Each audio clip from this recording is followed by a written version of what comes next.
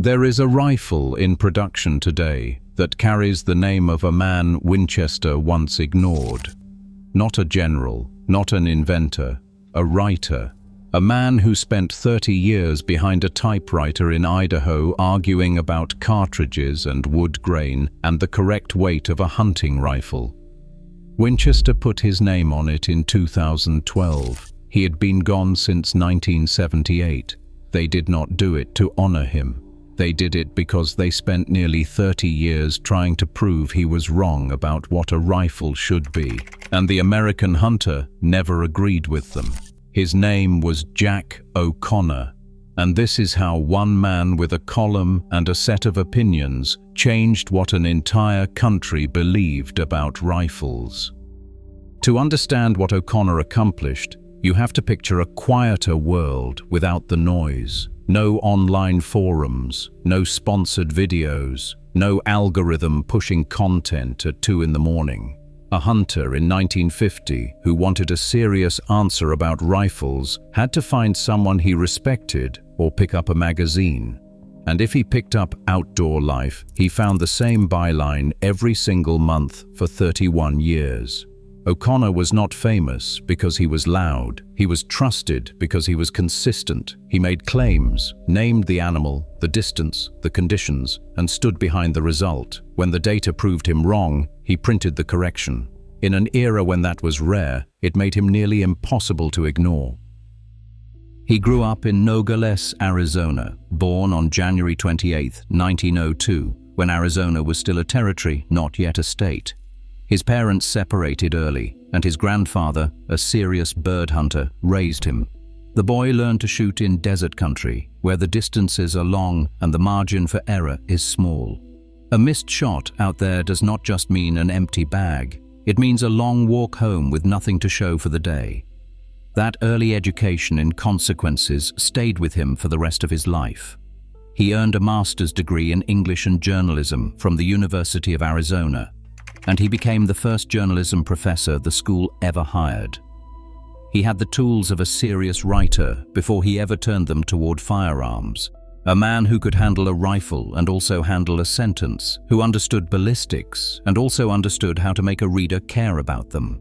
His first article in Outdoor Life appeared in 1934. 7 years later, the magazine gave him the shooting editor position. He kept it until 1972. More than 1,200 articles, 16 books. An entire generation of American hunters turned to the back pages of that magazine first, because that was where O'Connor's column ran. The .270 Winchester is the clearest example of what that influence looked like in practice.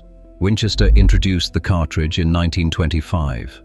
T.C. Johnson designed it, pushing a 130-grain bullet past 3,000 feet per second, which almost no factory cartridge could claim at the time.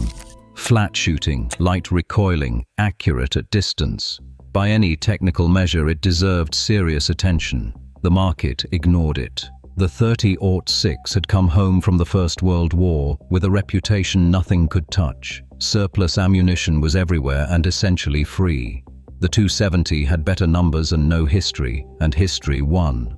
O'Connor refused to accept that outcome. He had done the math and the field work, and he knew the cartridge was better suited to the hunting he actually did. Sheep in high country, mule deer across open basins. He made the case in print for 20 years, with data from actual hunts, with velocity figures and drop tables that any reader could follow and check.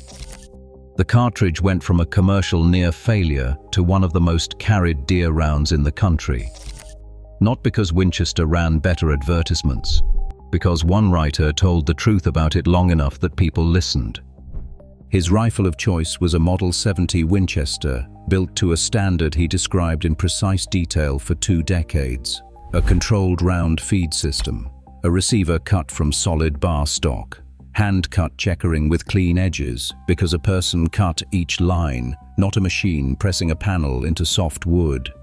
His own rifle, a 1959 featherweight stocked by Alvin Linden, weighed under 7 pounds finished and went with him across multiple continents.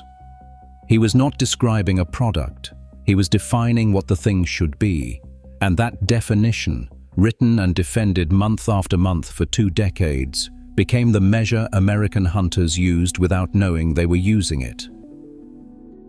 If this is the kind of story you want more of, real history about the guns and the people behind them, subscribe now. There is a lot more where this came from. Winchester found out how real that standard was in 1964. The Remington Model 700 had arrived in 1962, cheaper to build and $25 less at the counter. Winchester needed the numbers to work, and the numbers required changes. What came out of the factory in 1964 still wore the Model 70 name. The controlled round feed was gone. The machined trigger guard and floor plate became a single stamped piece. The hand-cut checkering became a pressed pattern that communicated nothing to the hand that found it.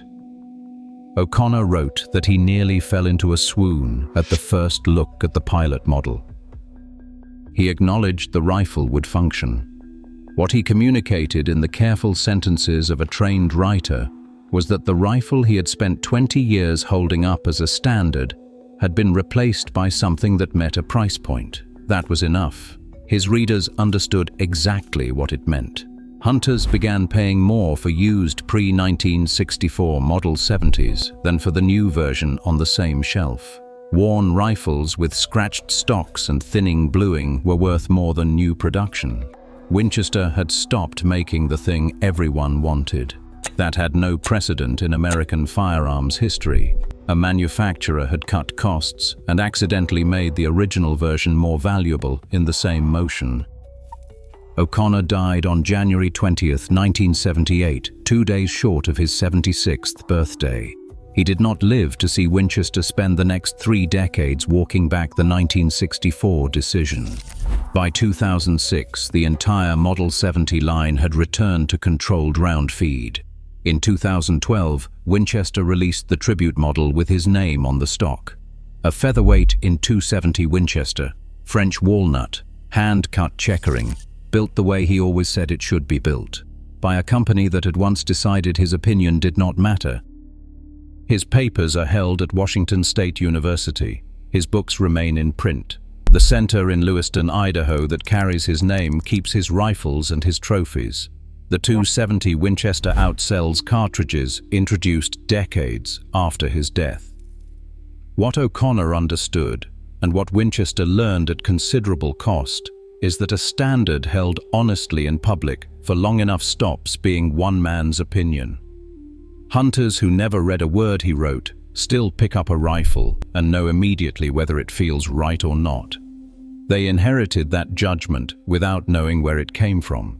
It came from a journalism professor in Arizona who decided the tools available to American hunters were not good enough and spent 30 years saying so until the country agreed with him, and then kept saying it until even the company that ignored him had to admit he was right.